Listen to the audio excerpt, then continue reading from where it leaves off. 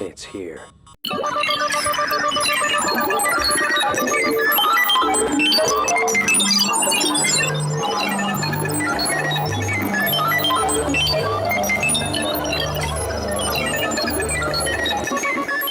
Hey guys, it's Reggie. Thank you for the long wait. Thank you for the patience, but we're here.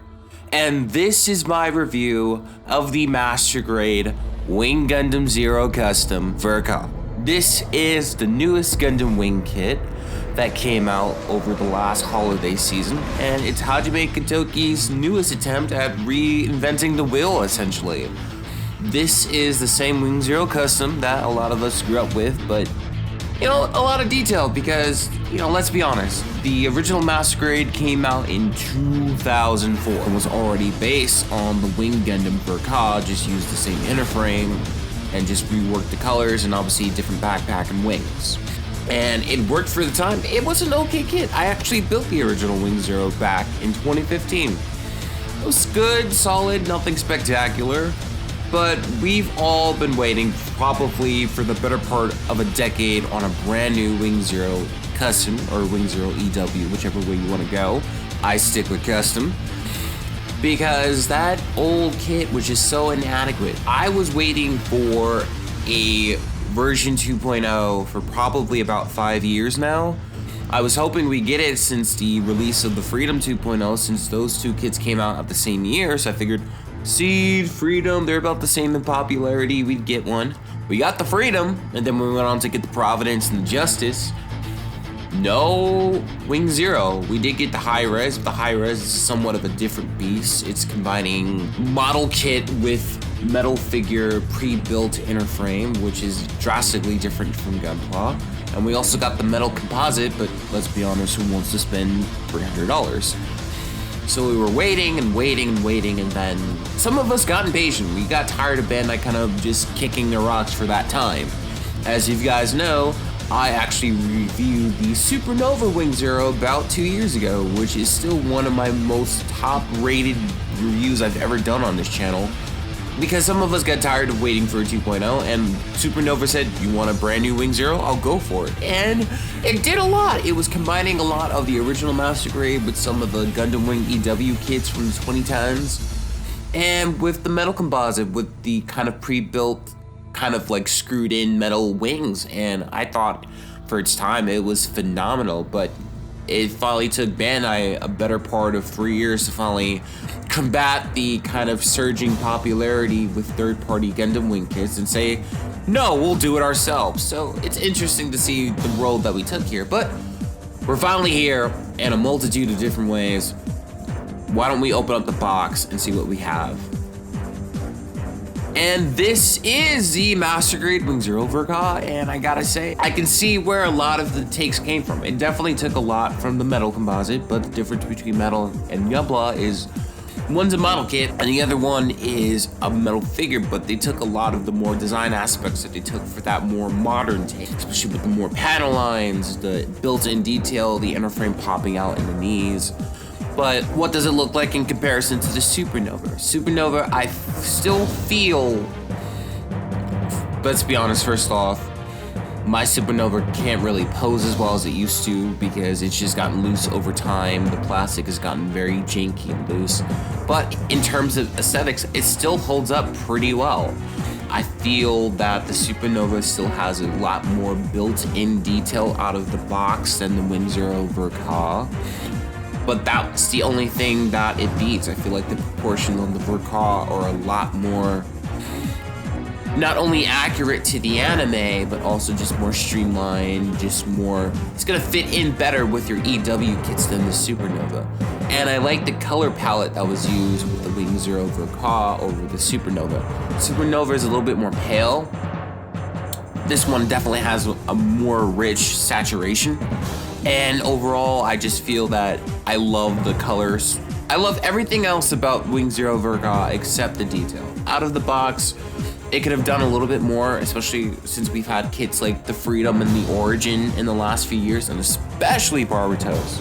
Overall, I will give the overall win to Bandai, but Don't sleep on Supernova. Just be mindful that this thing is going to get loose over time. Now that we open up the kit, why don't we just check out what it can do?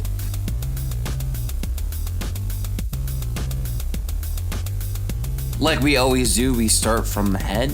The head can go up and down, double jointed, 360, absolutely no problem. A cool feature about the head is that you can open up the fins or the vents on the side of the ears, which has this kind of like opened up little subsection inside that's white, and it's meant to replicate that the Zero system is being activated, which I don't remember in the anime, but I think they put it on later in Glory of the Losers. I could be wrong. Shoulders are on separate from the arms, but can pop out and hinge on its own. It has two different splits on its wing armor, and both the shoulder and the arm can go 360, no problem. The arm has two swivels. The forearm swivel and the bicep swivel both can go 360. You're gonna get a double jointed elbow, and the hands are the typical wing swappable hands. No, that isn't the biggest thing for a lot of Gunpla fans, but they're here. Chest, I think they took a lot from the Freedom 2.0 here, because it has this cool ability to where you can open up the chest and pop it out forward, so you can get a lot more range for articulation, which I saw for the first time in Freedom. And the waist can't go quite 180 due to the transformation, so you're gonna get a little less than 180. I'd say like 120, 130. Front skirts can go out easily. Side skirts not only can go out, but are on a hinge system, doing part of the transformation. Back skirts can go out. And the hips have a cool system to where you can move them up front and both hinge in and out. So you can get an amazing split right here. You're gonna get a double jointed knee, but this one's a little different. Not only are you gonna get shifting armor on the thigh, but you know, you kind of see right here, oh man, I can't go no further. Psych!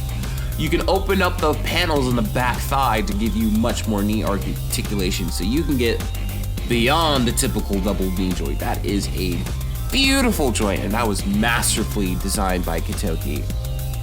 With the legs and the feet, you're going to get double jointed. You're going to get a split on the toe, up and down, 360 on two joints, and there we go with the ground. The wings have a bit of a hinge, so the back wings can go in and out and twist 360 while also going out on the hinge on top of it. The front wings have a multi-hinge system, which you plug into the backpack, which can go in and out.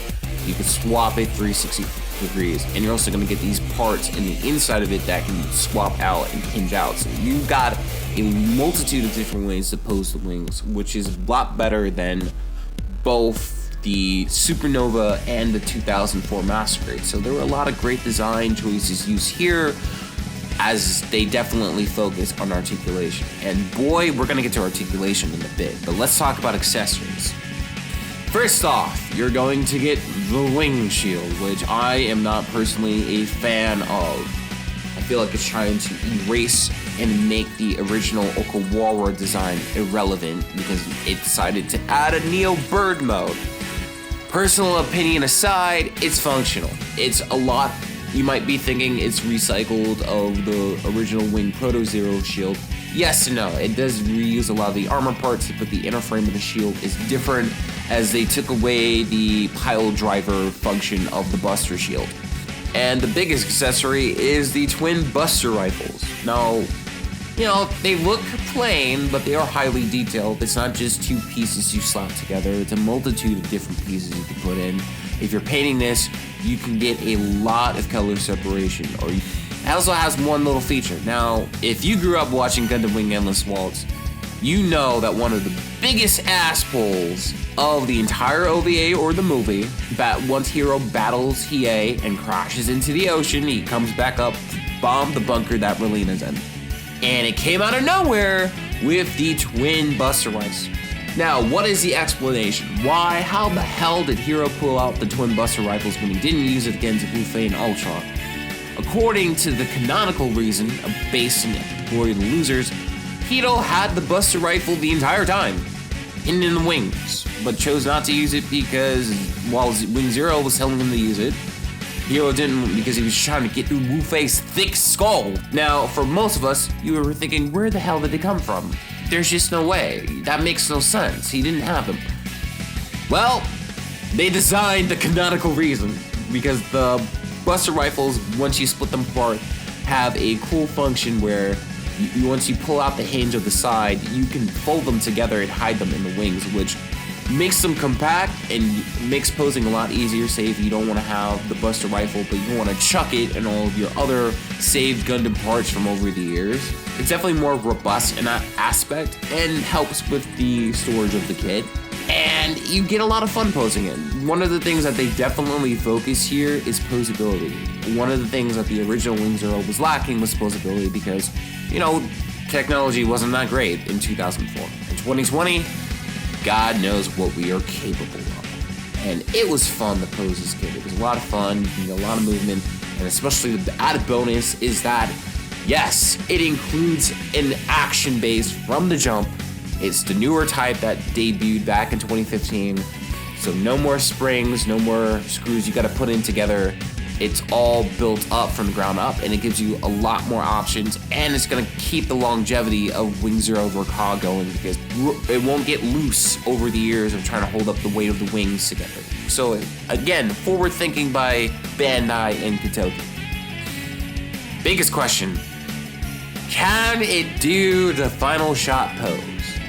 Yes, but it is finicky as hell in order to produce. Hear me out. One design that I kind of feel like Bandai took from Supernova is that Supernova, with its Buster Rifle, included the clear piece that you put in the back that you can lock into the forearms to hold up the Buster Rifle. Bandai decided to integrate that into the Buster Rifle outright by having these two pegs that kind of come out from the butt of the rifle, and it has like a kind of plug-in part that can go 360, and you plug into the forearms by lifting up the blue armor and plugging it in, as well as the hands, because they knew those hands would not hold this thing. Now, in order to get the final shot pose, you have to keep everything in alignment. You have to make sure you have the chest kind of locked open so you can open up the arms and get the full extension. Shoulders hinging the opposite of the way. You need both the arms plugged into the Buster Rifle, and you need to have that hinge part plugged into the forearm. If you have everything locked in together, yes, you can do the final shot pose with no problem, but it is annoying. Prepare to spend 20 to 30 minutes just getting it together, but yes, we have another Wing Gundam that can do the final shot pose. We're not done yet though. We have to talk about transformation because you remember the old Wing Zero. It had the atmospheric re-entry mode. Growing up, I thought the mode was a little silly. It's just closing up the wings, which yeah, it makes sense. You're trying to get into the atmosphere, but it just felt a bit incomplete. I always thought, why do this when Wing Gundam Zero has a bird mode? Well, they decided to give back the bird mode in an effort to keep the Wing Zero Okawara version from being relevant. Okay, sorry, that was a bad take. Yeah, we got a brand new bird mode, and we get two versions. So, one of the big differences between Wing Gundam and Wing Gundam Zero is that Wing Gundam Zero, from the ground up, was designed in order to both combat in both ground and space. The original 5 could not combat in space. The Wing Zero Neo bird mode allowed it to have bird mode both in space and on Earth. And you get two versions of Neo bird mode. You get the atmospheric re-entry version, which it kind of folds up in the same way as the original atmospheric re-entry, but now it can do bird mode, and it makes sense. It looks more complete, and it's a nice design. It's all built up, and it makes sense from an aesthetic place. Now we get to the space version, and I'm sorry, but it looks pretty silly. But, you know, it still has all the staples of the original Wing Zero bird mode. It has the ability to plug in the Buster Rifle. The wings do look nice, but it just doesn't work like the more aerodynamic version of the Wing Zero Okawara version. I appreciate the attempt, and it is a cool feature to have, but I feel that it's a bit unnecessary here. And it just looks silly in the space version. I'm sorry. So, what do I think of Wing Gundam Zero Vertile?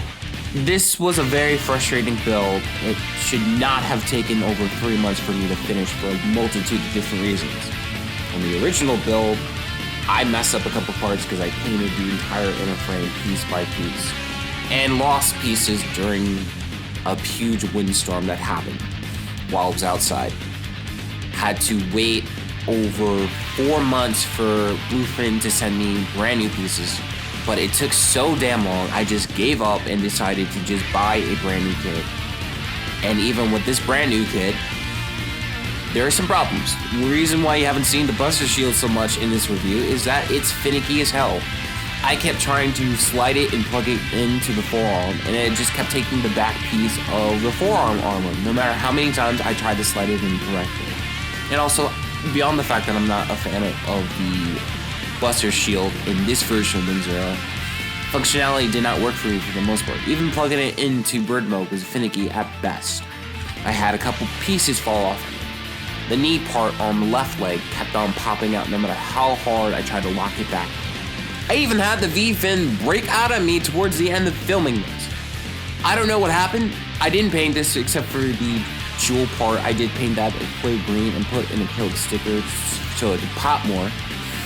But I did not paint this for the most part.